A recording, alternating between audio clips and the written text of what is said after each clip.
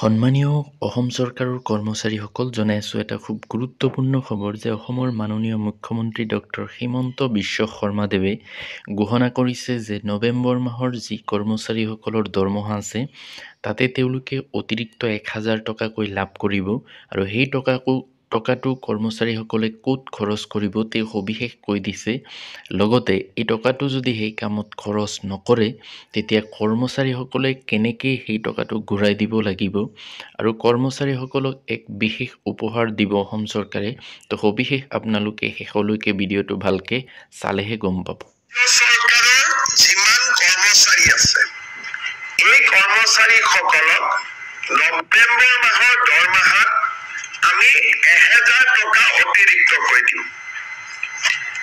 ১,০০০ টকা লৈ তেওঁলোকে কিতাপ কিনিব লাগিব আৰু কিতাপ কিনাৰ ৰচিদ তেওঁলোকে নিজৰ হেড অফ দ্য ডিপাৰ্টমেণ্টত জমা দিব লাগিব। আমাৰ ৰাজ্যত প্ৰায় ৩ লাখ চৰকাৰী কৰ্মচাৰী আছে, বেছি আছে, ৪ লাখ বুলি ক'ব পাৰে।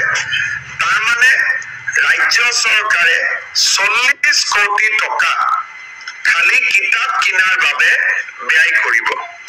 যদি কোনোবা কৰ্মচাৰীয়ে টকাটো লৈ গৈ কিতাপৰ কিনাৰ ৰচিদখন ঘূৰাই নিদিয়ে তেতিয়াহ'লে নেক্সট মাহৰ দৰমহাত ১,০০০ টকা কৰ্তন কৰা হ'ব।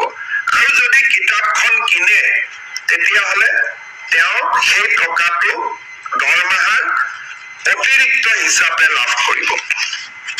শেষত কিতাপৰ বৰ্ষ উপলক্ষে এইবাৰ ডক্টৰ ভূপেন হাজৰিকাৰ নামত ৰাজ্য চৰকাৰে প্ৰকাশ কৰা পুথি এখন ১ জানুৱাৰী তাৰিখে পুৱা কৰি অসমৰ ১২ লাখ পৰিয়ালক আমি বিতৰণৰ বাবে সিদ্ধান্ত লৈছো।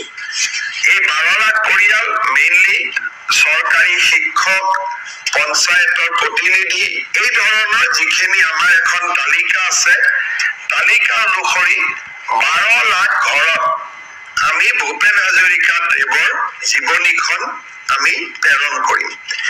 কিতাপৰ বৰ্ষ উপলক্ষে যোৱাকে আমি প্ৰেছ কনফাৰেন্সত আমি কৈছিলো যে ৩৮ লাখ অৰুণোদয় হিতাধিকাৰীৰ পৰিয়াললৈও আমি সৰু কিতাপৰ পুস্তিকা এখন প্ৰেৰণ কৰিছো।